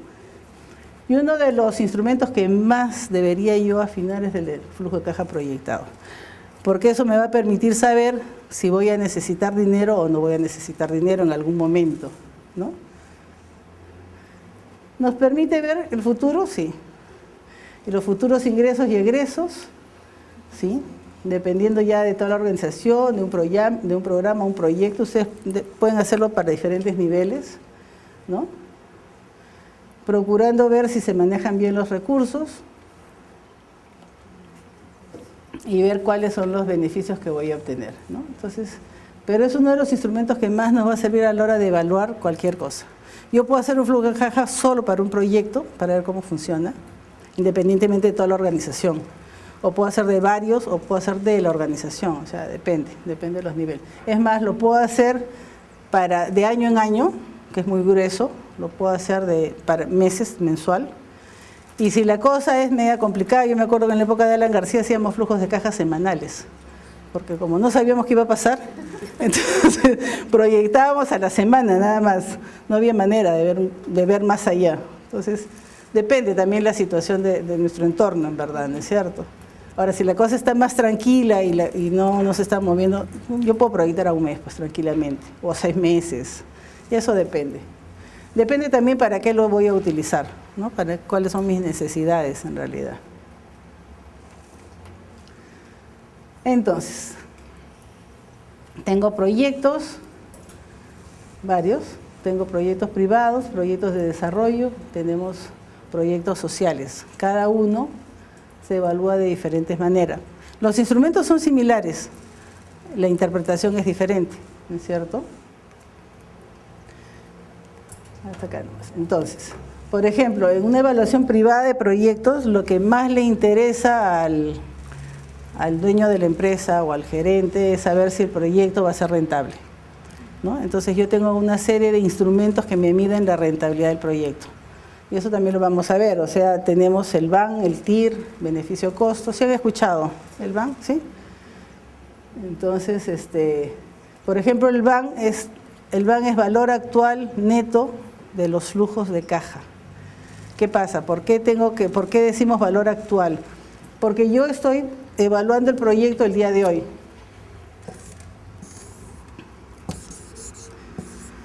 Y los flujos se dan en diferentes años. Vimos en el primer momento que no es lo mismo tener 10 soles acá que tener 10 soles en el año 10, ¿no es cierto? Quiere decir que yo no puedo comparar 10 soles de acá con 10 soles de acá. Para eso yo tengo que traer esta plata acá al valor presente para decir estos 10 soles del año 10 valen ahora X. Lo mismo esto para acá, todos para acá. Una vez que todos mis ingresos están acá, ahí sí puedo decir, oye, yo invertí 10.000 Y en términos de hoy día, este proyecto me va a rendir 15.000. Con lo tal estoy ganando, ¿no es cierto? Estoy recuperando más de lo que yo invertí. Entonces mi BAN, fácil es igual, valor actual, traer a valor actual, de todos mis flujos son todos los saldos de mi caja que se dan acá, menos la inversión. Mi valor actual de todos mis flujos es 15.000. Si le quito lo que invertí, ¿cuánto es mi valor? 5.000. Quiere decir que he recuperado 5.000 más de lo que invertí. En términos de hoy día. Porque yo no puedo comparar la plata de acá con la plata de acá. Eso ya lo vimos, ¿no? Por eso tengo que traerlos a valor presente. Eso es el BAN.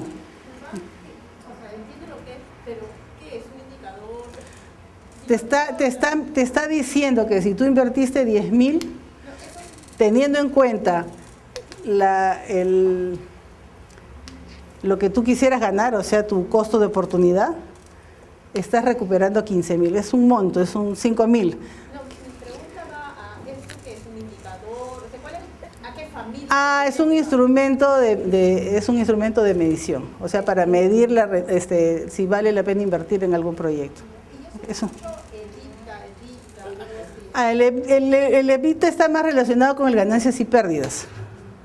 Lo que pasa que hay varias corrientes, o sea, ustedes saben, cuando la gente se pone a pensar, hacer una proyección implica un poco el riesgo de predecir el futuro, ¿no es cierto?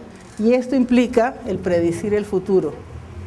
Entonces, si uno lo hace bien, puede ser verdad que yo voy a ganar estos 5.000. Si yo lo hago mal, yo no sé lo que va a salir.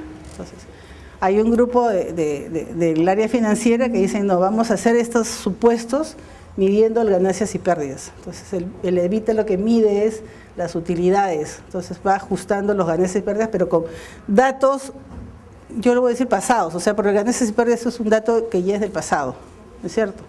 Entonces, ese es un sistema que es teniendo en cuenta la proyección, y el manejo del EBITDA es teniendo los datos contables, los datos financieros contables.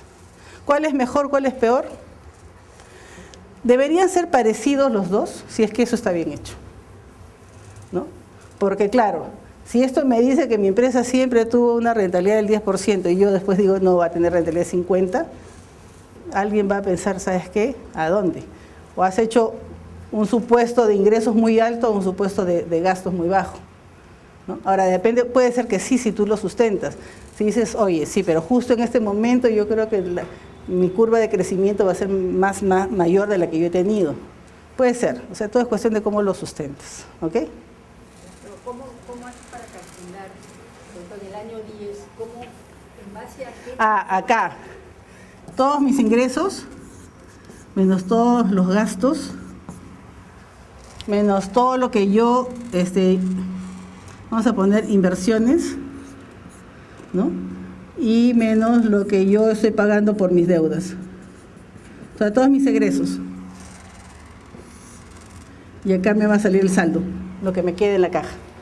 Eso es. O sea, este flujo en realidad es lo que te queda en la caja después de hacer todas tus operaciones. Claro, pero yo digo, en el año 10, no es igual esos 10. No, claro. ¿No es cierto? Entonces, ¿cómo, en base a qué se calcula para que... ¿Cómo hago para traerlo acá? Mi costo de oportunidad. O sea, yo digo, yo voy a invertir estos 10.000 porque yo quiero ganar 15%, porque ahorita es mi costo de oportunidad. O sea, yo ahorita tengo la opción, lo mejor que puedes obtener en este momento de tu plata, por algo, o sea, o la pones en un superbanco o lo que sea.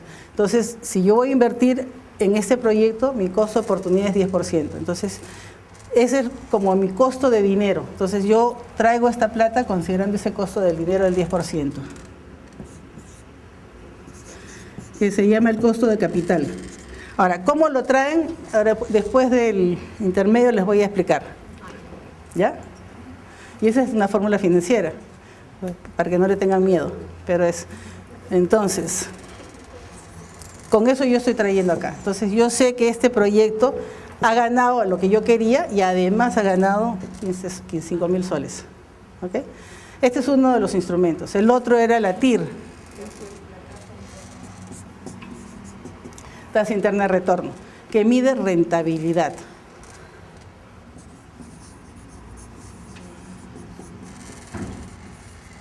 Va igual considerar estos flujos, los mismos, y me va a sacar y me va a decir, ¿sabes qué? Tu proyecto tiene una rentabilidad del 25%. Entonces, si yo sé que yo quería 10 y el proyecto me da 25, obviamente lo hago, me da más de lo que yo quería, ¿no es cierto? Entonces ahí pueden tomar la decisión de que vale la pena llevar el proyecto. ¿Ese indicador sería mejor que más, entonces? No necesariamente. O sea, ¿por qué? Es más fácil de entender, sí, ¿no? Pero igual, en verdad los dos son indicadores. Yo llevo a cabo un proyecto cuando mi VAN es mayor que 0. O sea, quiere decir que he cubierto la inversión que he tenido, ¿ok?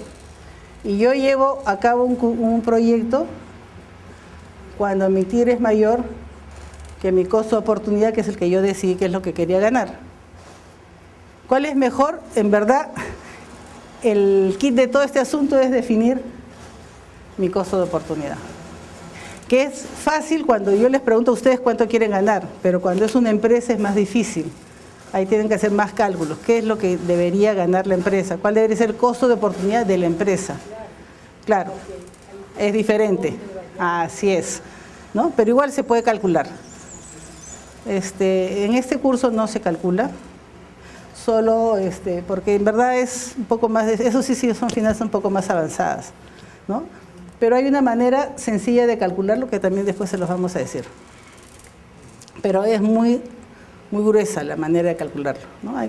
Hay ya métodos mucho más finos para calcularlo, pero ya es mucho. ¿Ok? Entonces, el kit es saber qué es lo que quiero ganar. Cualquiera de los dos instrumentos son buenos, pero si se fijan, los dos necesitan esta información para ver si vale la pena o no vale la pena hacerlo, ¿no es cierto? Y en caso de la evaluación social de proyectos, como yo no tengo esto, ¿no? Normalmente no tengo ingresos.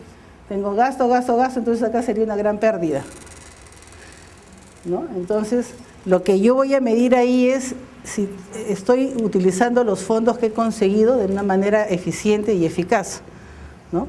Porque yo puedo decir ser eficiente porque yo conseguí 10.000 soles y los gasté, pero no necesariamente he sido eficaz porque yo necesitaba esos 10.000 soles para conseguir que disminuya la tasa de pobreza en 1% y no lo hizo. O sea, sí me gasté bien, yo digo, gasté bien en todo, pero no logré bajar ese porcentaje. Entonces, una cosa es ser eficiente y otra cosa es ser eficaz. Entonces, los proyectos sociales se miden desde ese punto de vista. ¿Ok?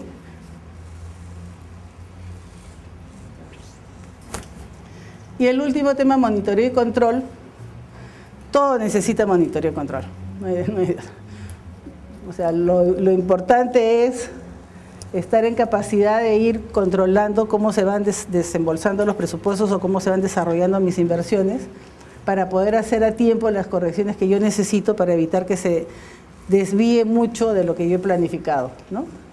Entonces ahí sí puedo utilizar una serie de ratios o de indicadores que yo necesito. Por ejemplo, yo quiero que disminuya la pobreza de tal zona en 10%, pero que sea pues 2% cada año, por decir algo. Entonces, si el primer año logré 1.5, ¿qué cosa tengo que ajustar para lograr el objetivo que yo tenía, ¿no? Y en la parte privada es igualito. Entonces, tenemos que hacer monitoreo y control, ¿no? Hay programas de proyectos de desarrollo. Normalmente las agencias cooperantes te exigen estos mecanismos de monitoreo de la evaluación. Además, como te piden reportes periódicos, te piden si has conseguido los objetivos que tenías para cada periodo, ¿no? O sea, es monitoreo y control. Y tenemos el CIAF, tenemos controles de gestión pública, hay una serie de órganos de control, normas de control, esto ya es para el sector público, ¿no? Los que están en el sector público saben más de esto. Y el CIAF en realidad lleva un control al centavo de las operaciones que se realizan. ¿Ah? Sistema Integrado de Administración Financiera. O sea, es como en el sector privado, el contador que lleva el registro de los ingresos y de los egresos. En el CIAF esto lo maneja el Ministerio de Finanzas, ¿no? Es todo el registro de todas las operaciones. ¿Ok? Entonces, con esto terminamos la primera parte. Paramos un ratito. Preguntas hasta acá. Ya ven que no es muy complicado, ¿no? ¿Cuáles son sus miedos? Sí, hay unas cuantas formulitas, pero a ver, ¿cuántos tipos de tijera conocen ustedes? ¿Dos? A ver, ¿una? A ver, vamos a ver. Tijeras, para que vean que si se ponen a pensar, tijeras. Ya, independientemente de tipos de tijeras, adelante. Papel, ya, ok, para papel, para cortar papel. Para tela. Aunque le parezca mentira, son diferentes las de papel y tela. Para el pelo, ok, ¿qué más? Jardín. ¿Cuál me has dicho? Para metal, ¿qué más? Cirugía, ¿qué más? Para niños, ok, niños. ¿Qué más? Para manualidades que tienen diferentes cositas, ¿no es cierto? ¿Ves? ¿Cuántas? 2, 4, 6, 8. ¿Qué más? Para uñas. ¿Qué más? ¿Para depilar? No sé, esos son pinzas. Pero basta con eso, ¿no es cierto? Que son diferentes, todas son diferentes. Entonces, si yo tengo que hacer algo, una operación, por ejemplo, si yo quiero cortar las plantas de mi jardín, ¿qué tijera agarro? La de jardín, no voy a agarrar una de pelo, ¿no es cierto? Agarro una tijera, mi instrumento es mi tijera de jardín. Si yo soy médico y tengo que hacer una operación, agarro pues las de cirugía, ¿no? Si me voy a cortar las uñas, agarro una de uñas, pero si se las voy a cortar a un niño, agarro la tijera para niños, ¿no? Que son diferentes, tienen hasta una bolita al final. O sea, estos son diferentes instrumentos de corte, que cada uno se usa en una situación diferente, ¿no es cierto? O sea, ustedes tienen que primero reconocer en qué situación se encuentran y escoger cuál es su mejor instrumento para lograr el objetivo. ¿Estamos? Lo mismo es en finanzas. Yo tengo una situación que quiero analizar y tengo una serie de instrumentos y tengo que saber cuál es el mejor instrumento para lo que yo necesito en ese momento. Por ejemplo, si yo voy al banco a pedir un préstamo, entonces lo que yo quiero saber es cuántas cuotas voy a pagar, ¿no? En tantos años. Entonces yo tengo un instrumento que me dice cómo calcular mis cuotas. Si yo quiero guardar plata para irme de viaje, yo sé que en 3 años quiero $10,000 porque me quiero ir a la China, yo tengo que saber cuánta plata tengo que poner durante todo este tiempo para conseguir mi objetivo. Tengo otro instrumento, otra fórmula que me va a permitir conseguir eso. Eso es todo finanzas. O sea, primero saber qué es lo que yo necesito y después saber cuál de todos los instrumentos que yo tengo es el que más me sirve. Y lo utilizo, lo mismo. Y las fórmulas se ven raras, pero son multiplicaciones, sumas, restas, divisiones. Bueno, y una elevada potencia, pero que sería lo más complicado que puedan hacer. ¿Ok? O sea, no es más complicado. Es cuestión de entenderlas nada más y saber para qué funciona. Y hay solo 2 que son las que más les van a servir para lo que son proyectos. En su vida, o sea, en la vida normal, lo que más nos van a servir, en verdad, la que más nos sirve es una, porque siempre voy a pedir plata en cuánto puedo pagarlo, ¿no? Es lo que más vamos a servir. La otra sería, bueno, ¿cuánto tengo que ahorrar para tener mi platita tanto en un futuro? Las demás ya son un poquito más sofisticadas, pero dependiendo de lo que yo necesite. Pero es igual que esto, son situaciones que yo identifico y escojo el instrumento que más me va a servir. Punto. Eso es así de sencillo. Si lo miran así, es fácil. Después, no miren la fórmula como tengo que entender por qué, si multiplico y si lo levanto. No, eso ya que déjenselo a los técnicos que saben que funciona. Ustedes ya tienen el instrumento, no necesitan saber cómo se hizo. No, ahí lo tienen. ¿Ah? Utilizarlo. Porque yo sé que eso lo voy a usar para lo que yo necesito. Así es. Utilizarlo, básicamente utilizarlo. O sea, yo no les voy a preguntar cómo se logró hacer esa fórmula, porque sí, hay maneras de explicarles cómo se logró llegar a esa fórmula, pero no tiene sentido. Ya tienen el instrumento.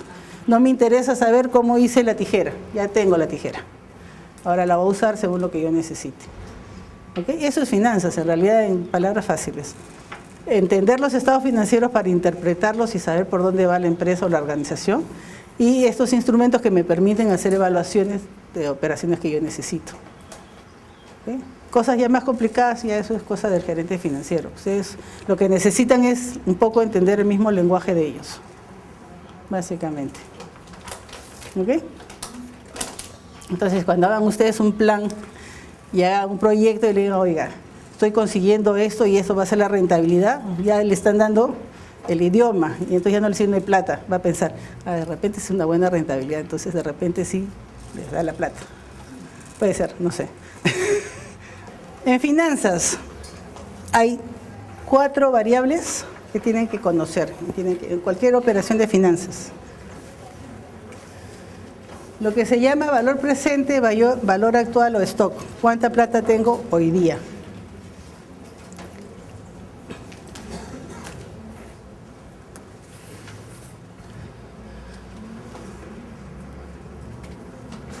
¿Dónde está el...?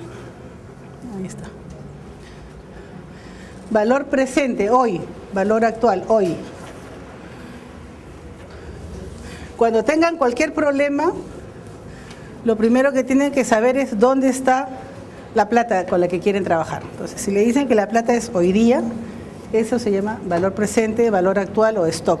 Tienen en el periodo 0, tienen la plata. Hoy día siempre es periodo 0, ¿ok? Primera variable. ¿De cuántos periodos estoy hablando? Quiero hacer un proyecto a 10 años, 5 años, 3 años, quiero hacer una operación a 10 meses, 5 meses, o sea, periodos. ¿De cuántos periodos estamos hablando? Los periodos pueden ser días, semanas, meses, semestres, bimestres, trimestres, cuatrimestres, años, pero son periodos. Si yo quiero hacer una operación a 5 años, son 5 periodos. Si yo quiero hacer una operación a 5 años, pero de forma trimestral, ¿cuántos periodos serían? 5 años por trimestre. ¿Cuántos trimestres hay en un año? 4. 5 por 4 son 20 periodos. ¿Ok? Ya depende. O sea, ese es el segundo tema, el número de periodos. Ahí lo importante es que ustedes definan qué tipo de periodo. Si es diario, mensual, bimensual, trimestral, cuatrimestral, anual, lo que quieran. Si son periodos quinquenales, son de 5 años, serían solo 4 periodos y son 20 años para ustedes, ¿no es cierto? Cada periodo es de 5 años. ¿Ok? La segunda variable, los periodos.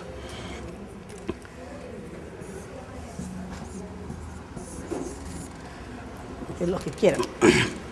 La otra importante es valor final. Cuando estamos hablando del dinero al final, ¿no? Es valor actual, valor final. La otra variable súper importante, la tasa de interés. La tasa de interés, la rentabilidad que ustedes quieren, su costo de oportunidad sigue siendo una tasa. La tasa con la que ustedes van a trabajar todos estos datos. Si ustedes están hablando de periodos, ese es el único punto que tienen que tener súper cuidado. Si estamos trabajando con periodos anuales, su tasa de interés es anual. Si están trabajando con tasas mensuales, su tasa de interés tiene que ser mensual. Si están trabajando con periodos diarios, su tasa de interés es diaria. ¿Ok? Tiene que haber correspondencia entre tasa de interés y tipo de periodo. Si tienen cuidado con eso, el 80% de su problema está solucionado. ¿Ok? Y la otra variable son pagos. Todas las fórmulas tienen o valor actual y valor final, o valor actual y pagos, o valor final y pagos. Se van a combinar 2 de esas variables. ¿Ok? La tasa, los periodos y la tasa de interés están en todas las fórmulas. Ahora, ¿de qué depende que se relacionen valor actual con pagos? Por ejemplo, si yo tengo un préstamo acá y quiero saber cuántos pagos voy a pagar, estoy relacionando valor actual con pagos. Si yo quiero ahorrar todos los periodos y saber cuánto voy a tener en el futuro, estoy relacionando los pagos con valor futuro. Periodos y tasa de interés está en todas las fórmulas, ¿ok? Son 4 variables, punto. De las 4, número de periodos y tasa de interés deben tener la misma relación. ¿Listo? Todo eso lo tienen ahí en su libro, cuando lo lean. Hay otra cosa. Tenemos interés simple, interés compuesto, ¿no? Interés simple en realidad casi ya no se usa, porque en realidad el interés simple lo que hace es yo calculo intereses siempre sobre un capital, pero en realidad en la vida real ahorita todo se maneja con interés compuesto, porque los intereses que yo gano se aumentan a mi capital y sobre eso vuelvo a tener intereses, ¿es cierto? Entonces, interés compuesto. ¿Cómo encontramos eso? Eso después, eso ya lo van a ver poco a poco en las fórmulas, ¿ok? Son 6 grandes fórmulas, 6 grandes tijeras para diferentes cosas. El nombre de las fórmulas depende del autor del libro. O sea, no necesariamente todos les ponen este nombre, o sea, no se aprendan el nombre, no tiene sentido. Cada autor le pone un nombre diferente, ¿ok? Es más, en los libros de finanzas además se complican un montón, porque normalmente el supuesto es que yo trabajo al final del periodo 1, o sea, esto es el 31 de enero, por decir algo.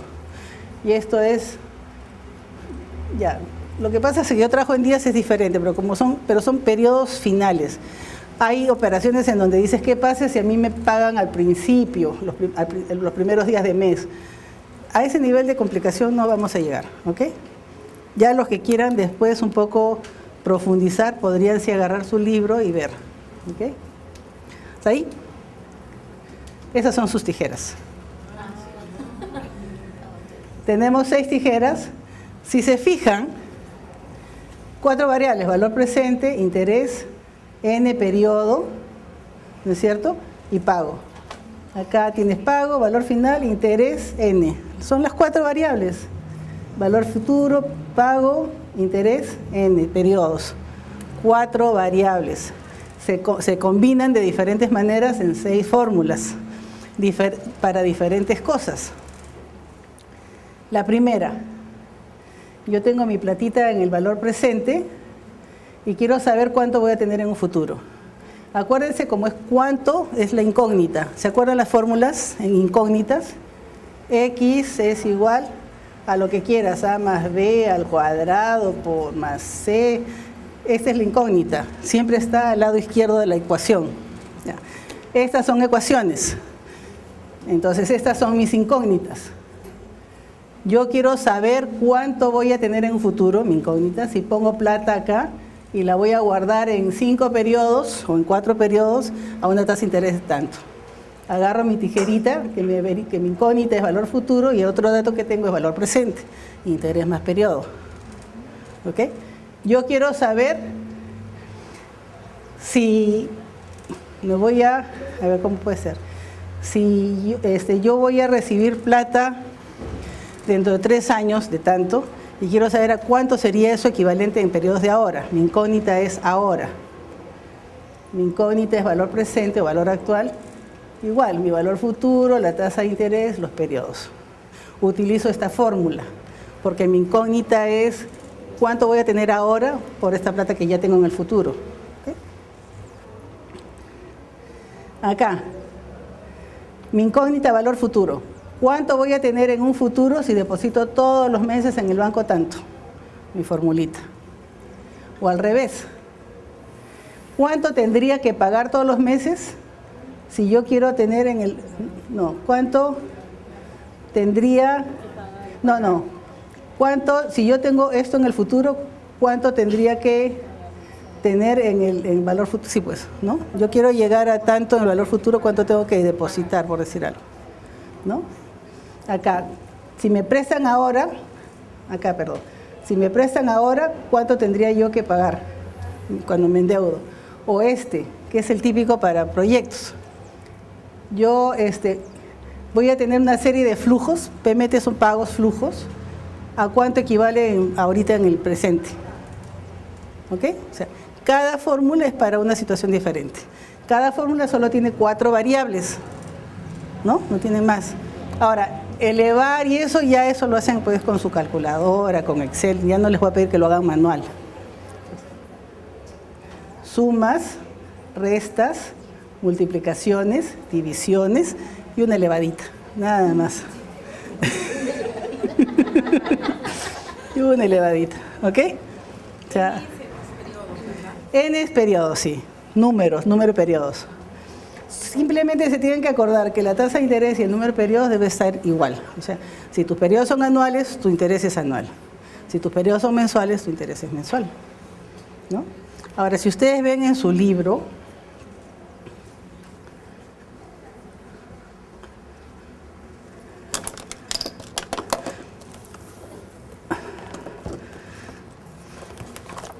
en la página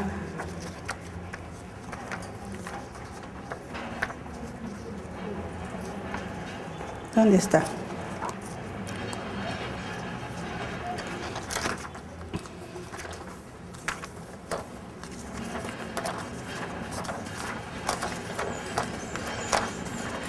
El tema 2, la página 35.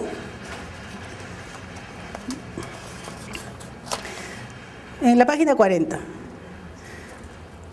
van a tener enunciados de un problema, hacer un planteamiento. Les recomiendo que siempre traten de hacer un planteamiento de ese tipo gráfico, ¿no? ¿Dónde está lo que tienen y cuál es la incógnita que están buscando? ¿Okay? Entonces ahí tienen su planteamiento gráfico. Después hay un recuadro donde les explican qué es lo que tienen que hacer. Después la fórmula que tienen que aplicar, ¿ok? Pasito a paso. Yo les recomiendo que lo lean, papel y lápiz, calculadora al costado, y hagan lo mismo, para que vean. Entonces hay un problema de cada tipo para que vean cómo se aplica cada una de las fórmulas. Después, obviamente después se va a ir complicando un poquito más, pero sí, es como las bases, pues si ustedes aprenden a multiplicar 2 por 2, después pueden multiplicar 22 por 4, ¿no es cierto? O sea, la lógica es la misma, solo que es un poquito más el nivel. Entonces, traten de entender bien la base y lo demás va a ser más sencillo. Si tienen problemas, ya saben, preguntan. Pero yo he tratado de que sea lo más explícito, o sea, paso a paso todos los ejercicios, ¿ok?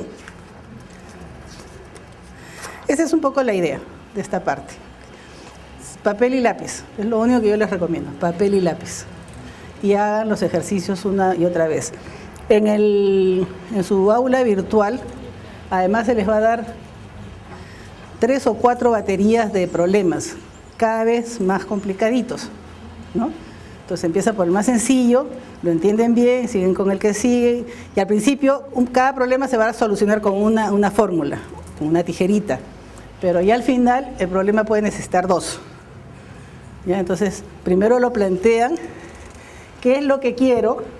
Y después dice, ¿para eso qué voy a necesitar? Para este pedacito necesito esto y para este pedacito necesito esto. Un poco esa es la idea, ¿ok? ¿Preguntas? No. Nada, todavía. Ok.